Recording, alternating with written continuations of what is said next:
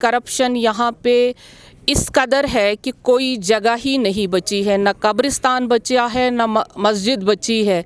जिन्होंने खाया है उनको तो मैं वो पचने नहीं दूंगी। पैसा तो पानी की तरह आया, लेकिन कहीं पे पैसा दिखा नहीं, कहीं पे काम दिखा नहीं। हमारी स्टेट भी आएगी और इन बिचौलियों के बगैर आएगी। दुनिया चांद से भी ऊपर चली गई, लेकिन कश्मीरी लोग अभी भी 2G पर मुनहसर हैं। आप सिर्फ कहेंगे कि हिंदुस्तान ही बातचीत का रास्ता बनाए, पाकिस्तान को उससे पहले बनाना चाहिए। मैं चाहती हूँ कि शिया वक्फ बोर्ड एक यहाँ पे जो है ही नहीं 70 सालों में, उसका भी हम चाहते हैं गवर्नमेंट ऑफ इंडिया के एक शिया वक्फ बोर्ड बने। अस्सलाम वालेकुम नाज़रीन, खुशामदीद आपका कश्मीर न्यूज़ ब्यूरो में। हमारे साथ है बीजेपी की सीनियर लीडर और वक्फ बोर्ड की चेयरपर्सन दरख्शा अंद्राबी जी।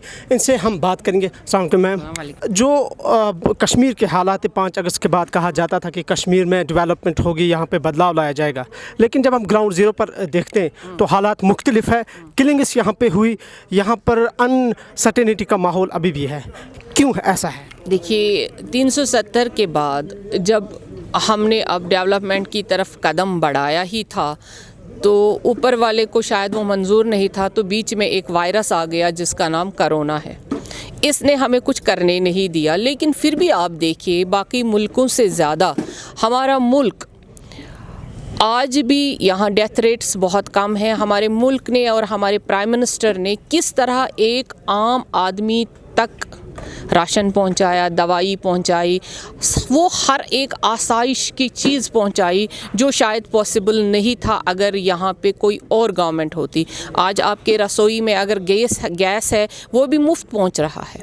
देखिए, इन चीज़ों को अगर हम देखेंगे तो ये सिर्फ हमारी गवर्नमेंट कर सकी, हमारी मोदी सरकार ने किया। इसके अलावा जो डेवलपमेंट ये 70 सालों पहले वाली ये सड़क है, 70 सालों में क्या हुआ? पैसा तो पानी की तरह आया, लेकिन कहीं पे पैसा दिखा नहीं, कहीं पे काम दिखा नहीं। इन्होंने सिर्फ अपने लिए हम कश्मीरियों का हमेशा इस्तेमाल किया है। जो गुपकार वाले आज, चाहे वो नेशनल है, चाहे PDP है, चाहे कांग्रेस है, जो भी इन लोगों ने 70 सालों में किया सिर्फ अपने लिए किया, अपने रिश्तेदारों के लिए। हम आम कश्मीरी वैसे के वैसे हैं जैसे हम 70 सालों 47 में जैसे हमें छोड़ा गया था, वैसे मुझे आज भी लगता है मेरे कश्मीरी भाई वैसे ही हैं। तो हमें ये लग रहा है कि अब आम कश्मीरी के हाथ में सरकार आएगी। ये DDC 70 ये राजीव गांधी ने इस प्रोग्राम को लाया था, मगर मसला ये हुआ इन गवर्नमेंटों ने यहाँ पे लाने ही नहीं दिया, क्योंकि इनके तिजोरियाँ खाली हो जाती, इनके पल्ले कुछ नहीं पड़ता। अब जब DDC बनेगा यहाँ पे तो यहाँ की गली बनेगी, यहाँ की नाली बनेगी, यहाँ का जो डेवलपमेंट होगा वो बनेगा। लेकिन हम जब अच्छे कैंडिडेट को चुनेंगे, आज भी हम उन्हीं बिचौलियों को चुनेंगे। मैं कश्मीरी लोगों को ये बताना चाहती हूँ कि बिचौलिए हमें बीच में रखने क्यों हैं?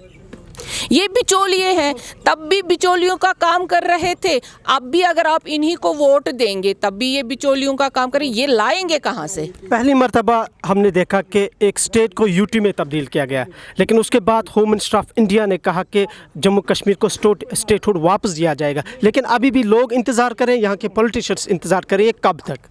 देखिए जनाब, जब किसी चीज़ को सही करना होता है तो अगर ये मकान जो सामने है इसको अगर आपको नया स्ट्रक्चर देना है, इंजीनियरिंग में तब्दीली आ जाती है, तो आपको पुराने स्ट्रक्चर को तोड़ना होता है और नए स्ट्रक्चर को बनाना होता है। इसी तरह से जब यहाँ के ऐसे कानून थे या इन लोगों ने जो अभी आप इनका ड्रामा देख रहे हैं, जो इन्होंने ड्रामे किए, एक ने तो वो कपड़े फाड़ दिए कि हाँ जी जो ही मैं आऊँगी तो मैं तब तक तो किसी और झंडे को हाथ ही नहीं लगा सकती हूँ जब तक मेरा वो 370 वापस नहीं आएगा। आज तो वो मैदान में है। दूसरे तो कह रहे थे हम तो किसी इलेक्शन में ही नहीं सामने आएंगे जब तक हमारा झंडा वापस नहीं आएगा। कहाँ है? कहाँ गए इनके वादे? अगर ये हमारे वाकई में हमारे अपने होते, इन्होंने हमारे लिए सोचा होता, हम कश्मीरियों के लिए सोचा होता, तब ये तबाही आज कश्मीरियों को नहीं देखनी पड़ती।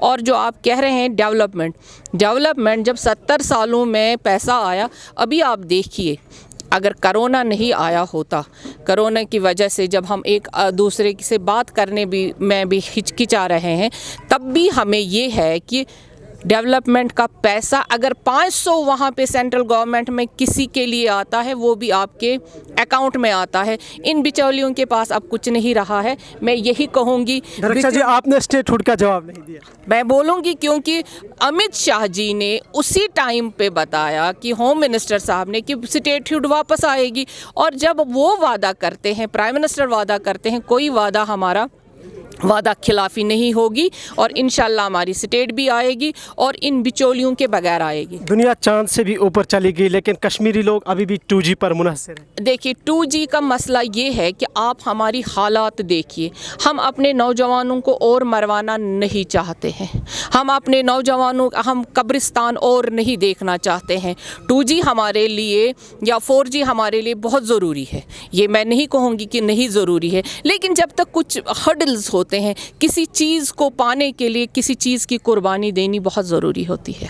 लाइन ऑफ कंट्रोल पर हमने देखा कि इंसानी जान और माल की तबाही हुई, क्या आम लोग मर रहे हैं? क्या आप नहीं समझती है कि भारत यहाँ की जो मरकज़ी सरकार है इनको एक इनिशिएटिव लेना चाहिए, पाकिस्तान के साथ मुज़ाकरात का रास्ता खोलना चाहिए ताकि जो आम लोग मर रहे हैं, आम लोगों का जो माल जान तबाह हो रहा है वो बच जाए? मेरे भाई मैं आपसे ये कहूँगी कि ताली एक हाथ से कभी नहीं बजती है, ताली दोनों हाथों से। अगर पाकिस्तानियों को हमारे मालो जान से प्यार होता तो वो वहाँ से शेलिंग कभी नहीं करते। अगर उनको हम प्यारे होते तब वो कभी हमारे हाथों में बंदूक नहीं थमाते, वो हमारी जान ही नहीं चाहते हैं, वो हमारा सिर्फ ज़मीन हड़पने की कोशिश होती है। यही वजह है कि वहाँ से हमेशा फायरिंग होती है, वहाँ से हमेशा गोला बारूद आ जाता है, तभी क्योंकि वो हमें मारना चाहते हैं, हमसे वो उनको कोई प्यार नहीं है। अगर यहाँ से हिंदुस्तान ने हर बार हाथ मिलाने की कोशिश की, बात करने की कोशिश की, लेकिन उन्होंने हमेशा वहाँ से हमारे बात का कोई जवाब नहीं दिया। मैं कश्मीरी हूँ, एक मुसलमान हूँ, लेकिन ये दावे के साथ कहती हूँ कि जब एक इंसान को एक इंसानियत से प्यार होता है तो वो किसी के कत्ल का सामान नहीं बनाता है। इसलिए जब तक दोनों हाथ एक नहीं हो जाएंगे, दोनों दिल एक नहीं हो जाएंगे, आप सिर्फ कहेंगे कि हिंदुस्तान ही बातचीत का रास्ता बनाए, पाकिस्तान को उससे पहले बनाना चाहिए, ताकि अगर वो कहता कश्मीर मेरा है, कश्मीरी मेरे हैं, तो उनको कत्ल का सामान यहाँ नहीं भेजना चाहिए। आप वक्फ बोर्ड की चेयरपर्सन है, आपने रिसेंटली एक बयान भी दिया था कि वक्फ बोर्ड में करप्शन है, तो वक्फ बोर्ड आखिर कैसे आपने कॉन्टेक्स्ट में कहा कि वहाँ पे करप्शन है और कैसे वो अकाउंटेबल बना सकते हैं उसको? जनाब मैं ये फिर से दोहराऊंगी, करप्शन यहाँ पे इस कदर है कि कोई जगह ही नहीं बची है, न कब्रिस्तान बचा है, न मस्जिद बची है, न कोई हमारा ज़ियारतगाह बचा है। वहाँ भी करप्शन है और बाकी जगहों पे भी करप्शन है। जब से मेरे को कहा गया है कि इसकी देख रेख करनी है, इनके लिए सोचना है, मैं चाहती हूँ कि शिया वक्फ बोर्ड एक यहाँ पे जो है ही नहीं 70 सालों में, यहाँ पे मेरे शिया भाई हैं, यहाँ पे ये हुआ है कि इनके भी बहुत सारे असासे हैं और जिसका कोई वजूद ही नहीं है, जो कहीं पे दर्ज ही नहीं है, उसका भी हम चाहते हैं गवर्नमेंट ऑफ इंडिया के एक शिया वक्फ बोर्ड बने और एक पूरा मुस्लिम वक्फ बोर्ड बने जो यहाँ पे बनेगा, तो उसके बाद ही इंशाअल्लाह रहमान। और जिन्होंने खाया है उनको तो मैं वो पचने नहीं दूंगी। डिस्क्लोज करेंगे उन लोगों को आप मंजर इंशाअल्लाह। Thank you so much for talking.